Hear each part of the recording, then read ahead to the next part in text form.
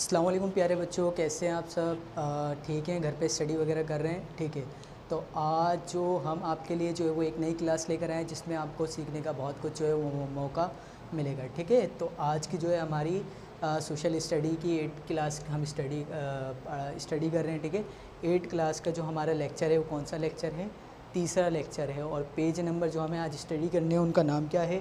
8 से लेके 13 तक हमें पेज जो है वो स्टडी करने हैं। ठीक है, और कौन सा सब्जेक्ट कर रहे हैं हम स्टडी? एसएसटी माशरती उलूम। माशरती उलूम क्या होता है लास्ट टाइम मैं आपको बता चुका हूँ, तमाम बच्चों को याद होगा माशरती उलूम क्या होता है। ठीक है, तो मुआशरे में रहते हुए इंसान और इंसान से जुड़ी तमाम चीज़ें के बारे में मालूमात हासिल करना मुआशरती उलूम कहलाता है।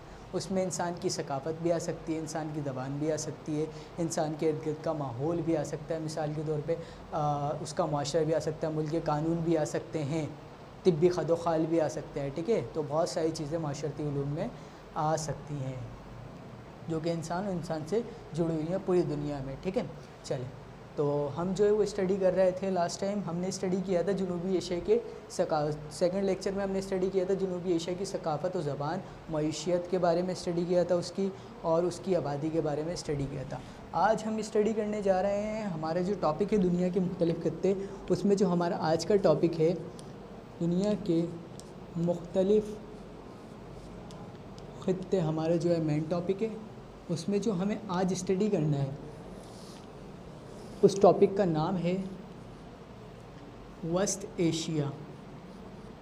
वस्त एशिया नाम से समझ में आ रहा है? वस्त के मायने मैंने आपको बताया थे, याद है आप लोगों को क्या होते हैं वस्त के मायने? वस्त के मायने होते हैं दरमियाना, सेंट्रल।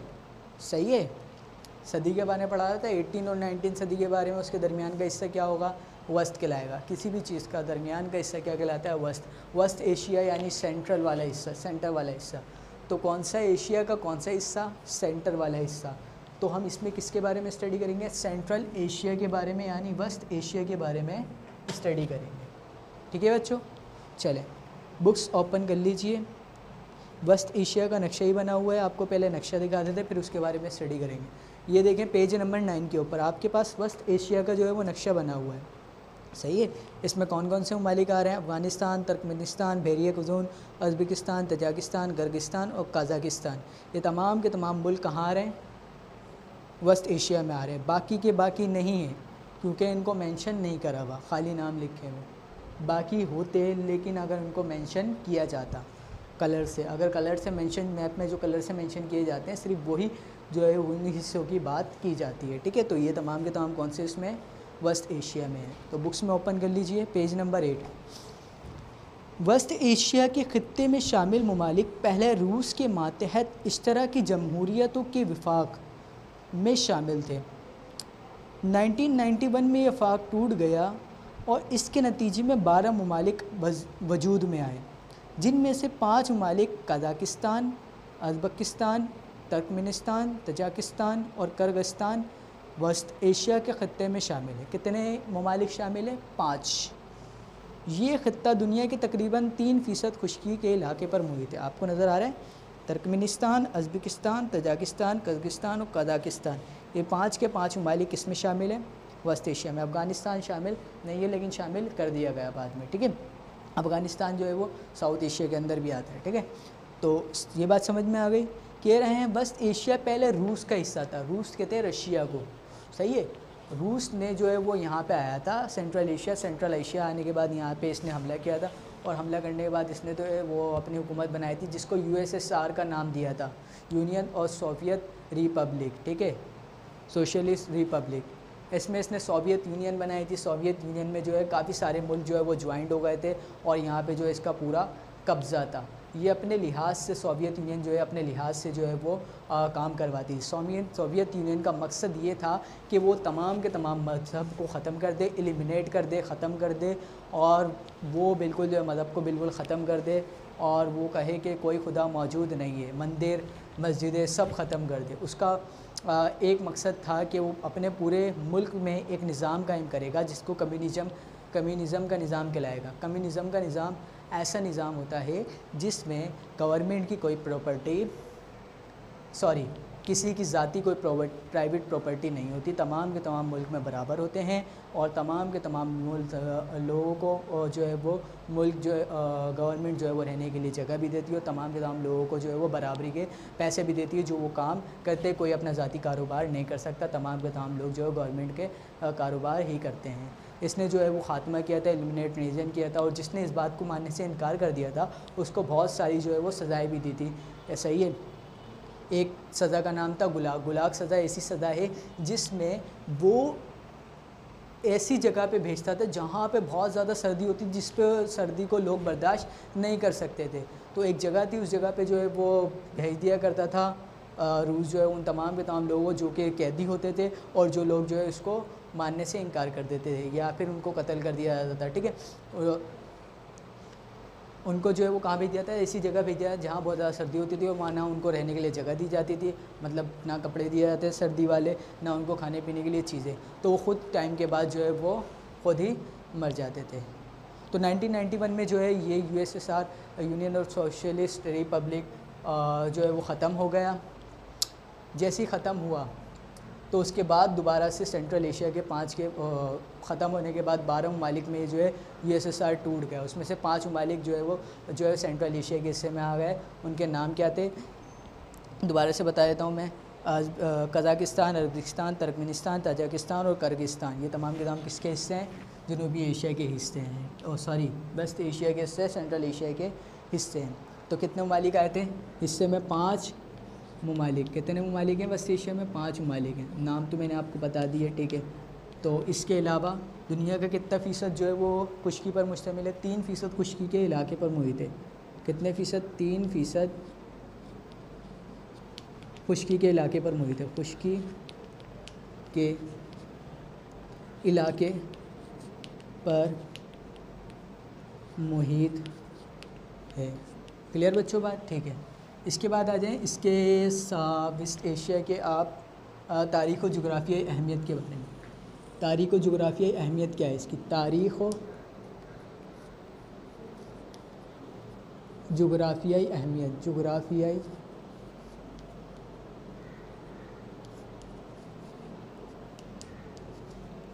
अहमियत, जो वेस्ट एशिया है उसकी तारीख़ की अहमियत और जुग़राफ़ियाई अहमियत। जुग़राफ़ियाई आपको पता है ना, ठीक है।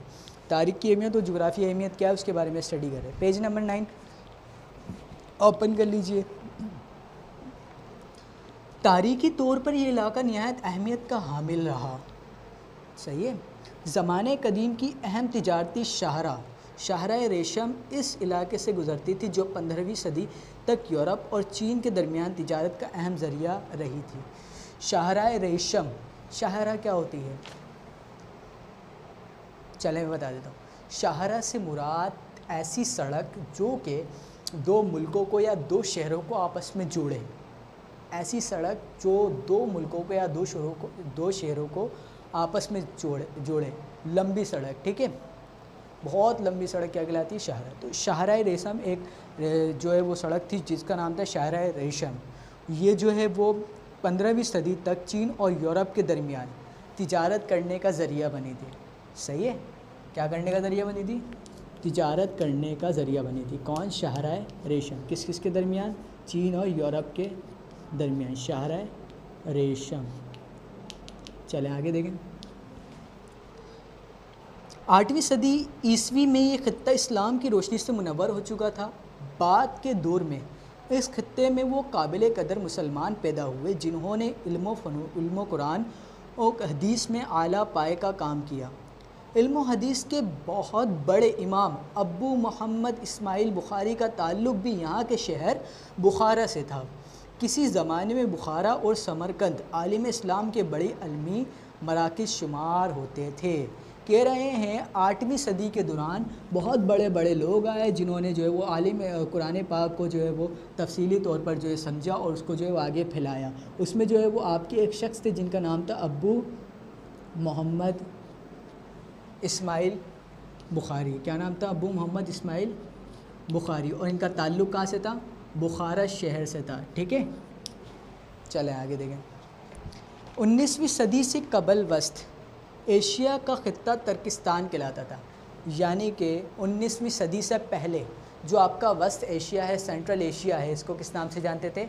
तुर्किस्तान के नाम से जानते। किस नाम से जानते थे? तुर्किस्तान। सही है। चले आगे देखें। बाद में यहाँ रूसी आबाद होने शुरू हुए और महज एक सदी में मुख्तलिफ़ कौमों मसलन ताजुक, उज़्बक, काज़क और तुर्कमान वगैरह की बुनियाद पर हिस्से बुखरे करके सोवियत रूस में शामिल कर लिया। सिवाय अफ़गानिस्तान के इस खत्ते के तमाम ममालिक 1920 की दहाई से लेकर 1991 तक सोवियत रूस के कब्ज़े में रहे। ये ज़माना वस्त एशिया के दरमियान के लिए इब्तिला आजमाइश का दौर था। मुसलमानों के मजहबी शुआइर व फ़राइज़ की अदायगी पर पाबंदी लगा दी गई। मकामी ज़बानों का रस्मुल ख़त तब्दील करके अवामुन्नास को उनकी तारीख़, मज़हब और सक़ाफ़त व अदब से बेगाना कर दिया गया।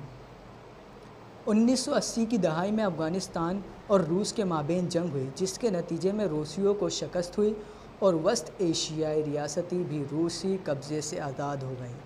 रूसियों से आज़ादी के बाद वस्त एशिया में इस्लामी इक़्तिदार दोबारा जड़ पकड़ रही हैं और लोग अपनी ज़बान और इक़्तिदार को मुनज़्ज़म करने की कोशिश कर रहे हैं। तो प्यारे बच्चों, इसमें कह रहे हैं कि जो सोवियत रूस है यानी सोवियत यूनियन है, वो दरअसल 1920 से लेके 1991 तक रही। 1920 में जब ये यहाँ पर आई तो इसने यहाँ पे हमला किया और हमला करने के बाद यहाँ पे जो है वो क्या कर लिया? कब्ज़ा कर लिया। सिर्फ अफ़गानिस्तान के अलावा इसने पूरे सेंट्रल एशिया पे क्या कर लिया था?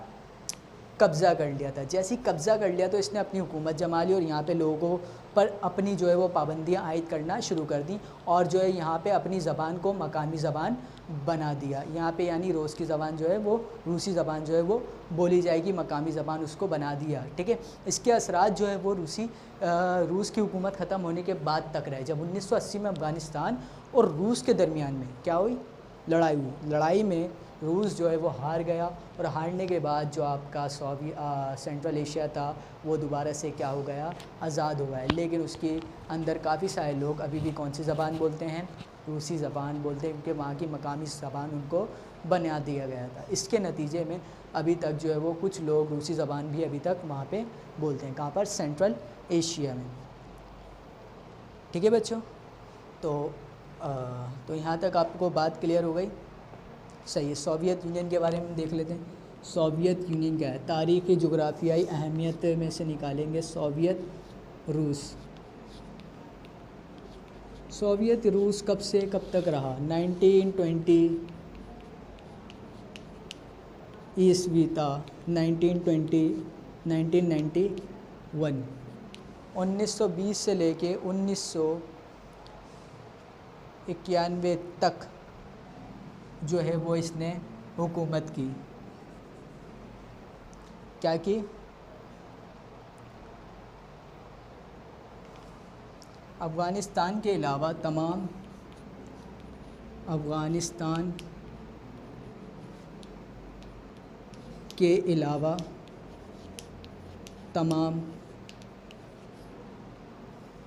ममालिक पर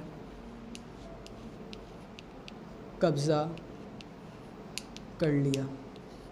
यानी सेंट्रल एशिया के जो ममालिक थे उसमें अफ़गानिस्तान को छोड़ के तमाम ममालिक पर क्या कर लिया था इसने? सोवियत रूस ने कब्ज़ा कर लिया था। तमाम बच्चों बातें क्लियर हैं? ठीक है। नेक्स्ट पेज ओपन करें।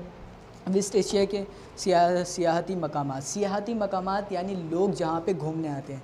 सियाहत का मतलब होता है ऐसी जगह जहाँ लोगों का घूमने आना, घूमने की जगह। ठीक है। तो सेंट्रल एशिया के जो घूमने वाली जगह है वो कौन कौन सी? ये रही खैबा उज़्बेकिस्तान, देखें कितनी प्यारी नज़र आ रही है। इसके अलावा किर्गिस्तान, घोड़ा बना हुआ है। इसके अलावा तस्वीर बनी हुई है आपकी। शाकद अर्गिस्तान, यहाँ पे जो है मस्जिद बनी हुई है बहुत प्यारी सी। कौमी महल ताजिकिस्तान का महल यहाँ पे बना हुआ है। इसके अलावा वेस्ट एशिया की जुग्राफी खुदोखाल में आपके पास अहम झीलें पढ़ लीजिएगा, अहम दरिया हैं वही पढ़ लीजिएगा, पहाड़ी सिलसिले हैं ये भी आप पढ़ लीजिएगा। अहम का रेगिस्तान कौन सा है? काराकम। कौन सा है? काराकम। तुर्कमेनिस्तान, उज़्बेकिस्तान और कज़ाकिस्तान, इन दोनों ममालिक में ये वाक़या है। इसके बाद आ जाएँ वेस्ट एशिया के तब्बी खदोखाल के बारे में। किसके बारे में? वेस्ट एशिया के तिब्बी खदोखाल। तो हम यहाँ से निकाल लेते हैं तिब्बी खदोखाल। ठीक है, चलें यहाँ पे निकाल लेते हैं इसके नीचे, तिब्बी खदो खाल। तिब्बी खदो खाल यानी कुदरती जो अल्लाह ताला ने जो है खदो खाल जो है वो ज़मीन पे जो है वो मौजूद फरमाए हैं। उसमें पहाड़ हो सकते हैं, समंदर हो सकते हैं, तमाम चीज़ हो सकती हैं। देखते हैं पेज नंबर 11। वादी फ़रगाना इस खत्ते की सबसे अहम और तरखेज़ वादी तस्वुर की जाती है, जो कि उज़्बेकिस्तान, किर्गिस्तान और तजाकिस्तान के तकरीबन तमाम रकबे पर मुहित है। ये वादी अपने ज़रख़ेज़ ज़मीन के बास इंतहाई गुंजान आबाद है। गुंजान आबाद यानी बहुत ही ज़्यादा तादाद में जहाँ की आबादी होती है, बहुत ज़्यादा लोग मौजूद होते हैं, उसे क्या बोलते हैं? गुंजान आबाद। ठीक है। और वेस्ट एशिया के बड़े सनती मराकज़ में से एक है। दरियाए आम्बूस खत्ते का अहम दरिया है। वादी फ़रगाना क्या है? वादी फ़रगाना, वादी फ़रगाना ज़रख़ेज़ वादी तस्वुर की जाती है। ज़रख़ेज़ वादी तस्वुर की जाती है। इसके बाद अहम दरिया कौन सा है इसका?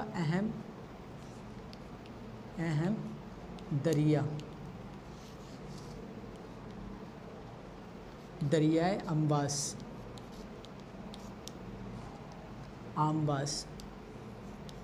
क्लियर हो गया? ठीक है। इसके बाद पेज नंबर 11 पे नीचे लिखा हुआ है तुर्कमेनिस्तान का बेशतर इलाका सराय।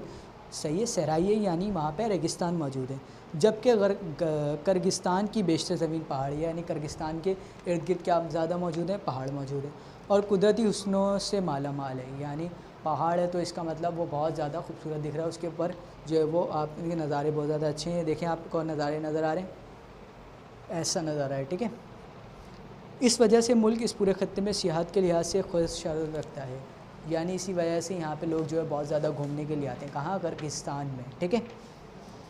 पेज नंबर 12 मौसम और आबो हवा।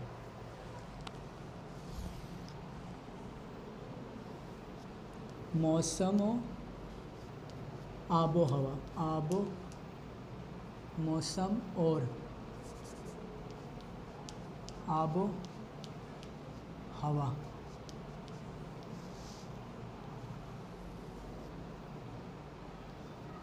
मौसम और आबो हवा के बारे में स्टडी कर रहे हैं। ठीक है। जल्दी से ओपन कर लीजिए। आपको पता है मौसम क्या होता है और आबो हवा क्या होती है। ठीक है। समंदर से दूरी की वजह से वस्त एशिया का खित्ता शदीद और खुश्क आबो हवा का हामिल है। सही है। यहाँ का मौसम कैसा है? खुश्क आबो हवा का हामिल है। कैसा है? खुश्क आबो हवा का हामिल है।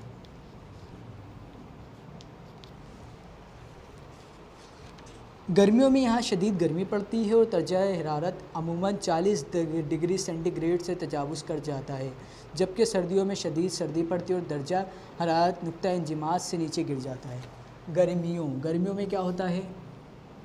गर्मियों में जो इधर गर्मी जो है वो बहुत ज़्यादा पड़ती है और कितनी कहाँ तक चली जाती है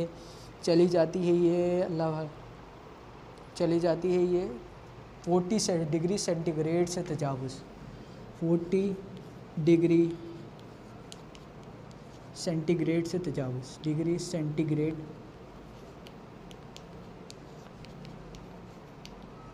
से तजावुज़। इसके बाद आ जाएं सर्दियों में क्या होता है? सर्दियों में नुक्ता इंजिमात, सादा सर्दी पड़ती है और नुक्ता इंजिमात यानी जिसमें बर्फ़ जम जाती है उससे भी जो है वो ज़्यादा सर्दी कहाँ पड़ती है? यहाँ पे पड़ती है। नुक्ता इंजिमात से नीचे गिर जाता है। ठीक है प्यारे बच्चों, इसको कॉपी करें, जल्दी से स्टॉप करें। कर लिया कॉपी? ठीक है।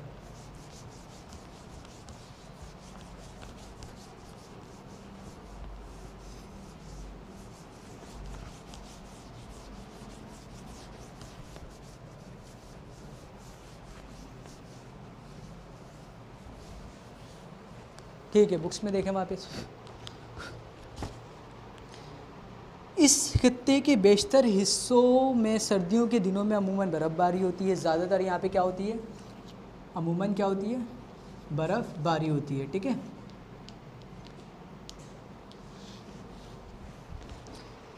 यहाँ बारिशें ज़्यादातर सर्दियों के मौसम में होती हैं। इनका औसत 200 मिलीमीटर सालाना है। कितना है औसत? 200 मिलीमीटर सालाना। आबो हवा,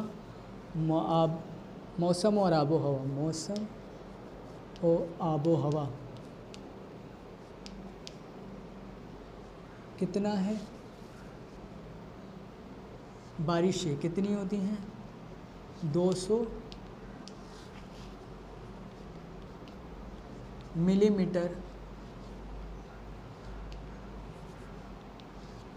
सालाना है।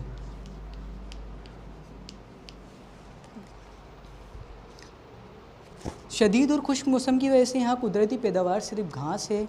बारिश के बाद चारों तरफ उगा कुदरती सब्ज़ा घास के बड़े बड़े मैदानों और चिरागाहों में तब्दील हो जाता है, जिन्हें स्टेप कहते हैं। कह रहे हैं कि बारिश होने के बाद यहाँ पे जो इलाके हैं, मैदान हैं, वहाँ पे घासें उगने शुरू हो जाती हैं, और जिसको क्या बोलते हैं हम इंग्लिश में? स्टेप। ठीक है, इसके बाद आ जाए मईशियत और पेशे। मईशियत और पेशे। मईशियत और पेशे के बारे में स्टडी करेंगे। अब जल्दी से ओपन कर लें। ठीक है, वेस्ट एशिया के लोगों के अहम पेशे खेती बाड़ी और गल्ला बानी है। अहम पेशे कौन कौन से हैं? अहम पेशे कौन कौन से हैं? खेती बाड़ी और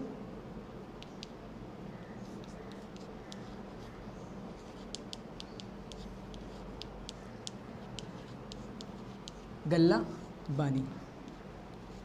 खेतीबाड़ी क्या होती है? खेतीबाड़ी करना यानी ज़मीन से जो है वो सब्ज़ा, ज़मीन से जो है फसलें उगाना, खेतीबाड़ी करना बेल से, सही है, आपको पता है। ठीक है, और गल्ला बानी क्या होती है? गल्ला बानी जानवरों जानवरों गल्ला लेके जो वो जगह जगह घूमना और उनको चराना। ठीक है, तो गल्ला बानी वो कहलाती है। आगे देखें,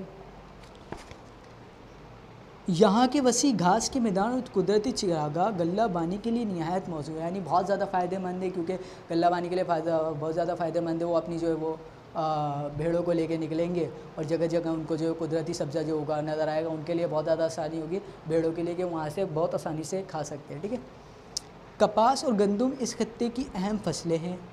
खुश्क मौसम के बाद यहाँ पर ज़राअत का ज़्यादातर दारोमदार नहरी आबपाशी के निज़ाम पर है। यहाँ दरियाओं पर बड़े बड़े डैम बनाकर नहरें निकाली गई हैं। इस खित्ते की सबसे बड़ी झील अराल है, जो अपने वसी हजम के बायस बहरिया भी कहलाती है। एक ज़माने में दुनिया की चौथी बड़ी झील थी, मगर अब आबपाशी की वजह से ये झील तकरीबन खुश्क होकर रह गई है। कह रहे हैं यहाँ की जो अहम फसलें हैं वो गंदम और कपास है, लेकिन यहाँ का जो सबसे बड़ा दरिया है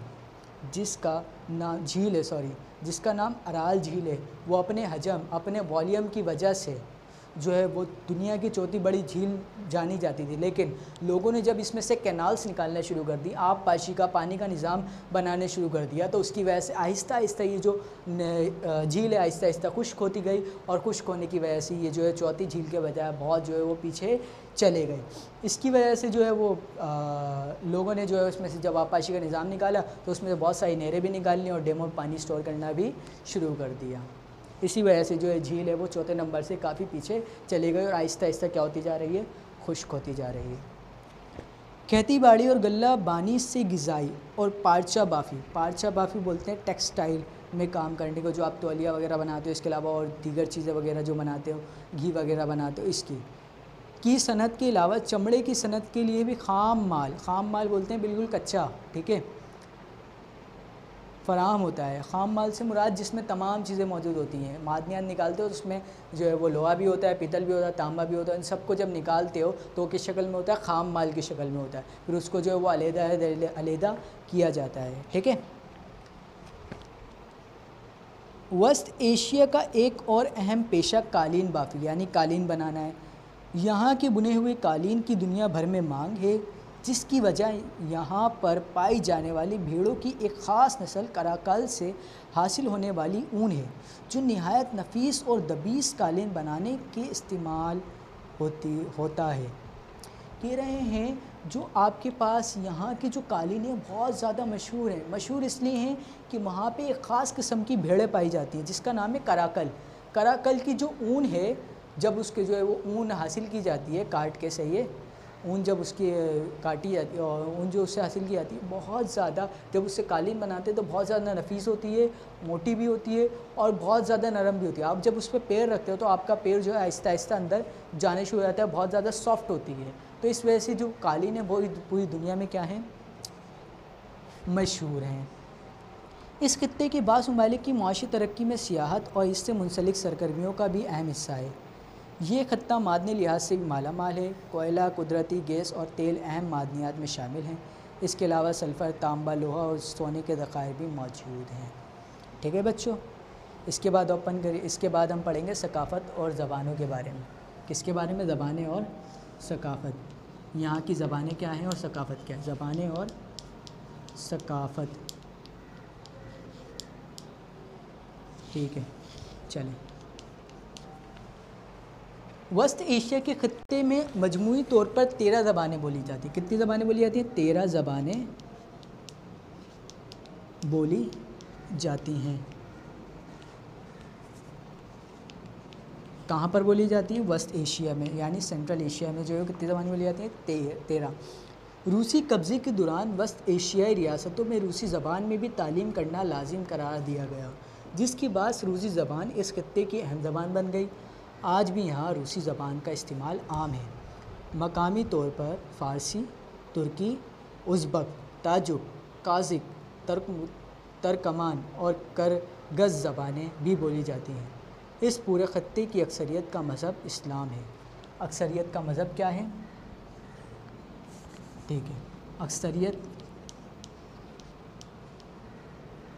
का मज़हब इस्लाम है।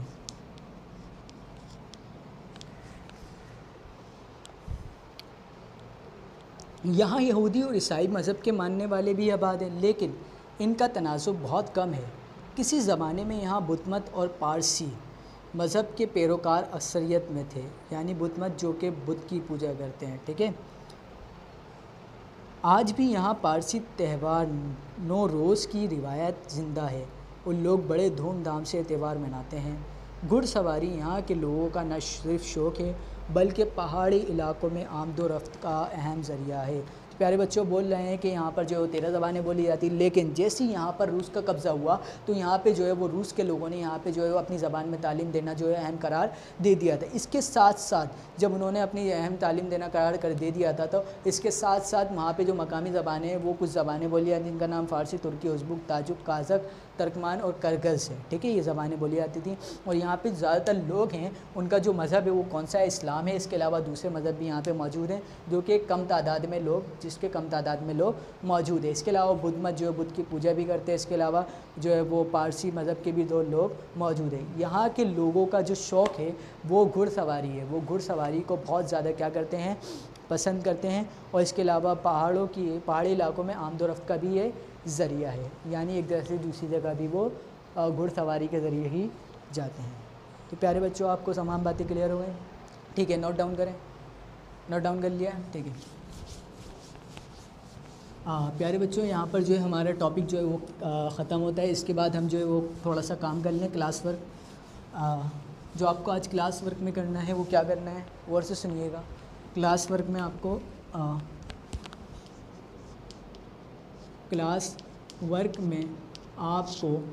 खाली जगह बनानी है। खाली जगह, MCQs नहीं बनाएंगे आज, ठीक है।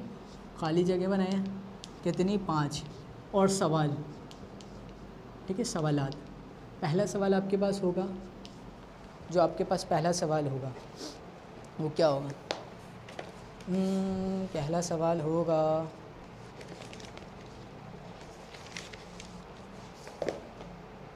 वस्त एशिया की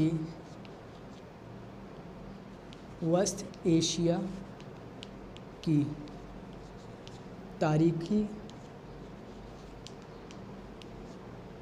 और जुग़राफ़ियाई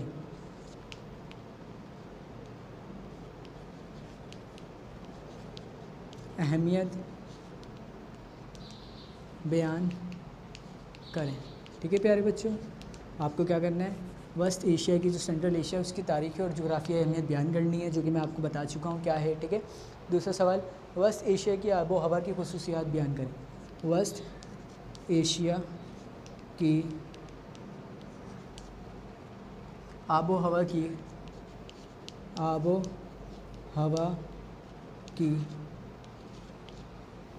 खुसूसियात बयान करें।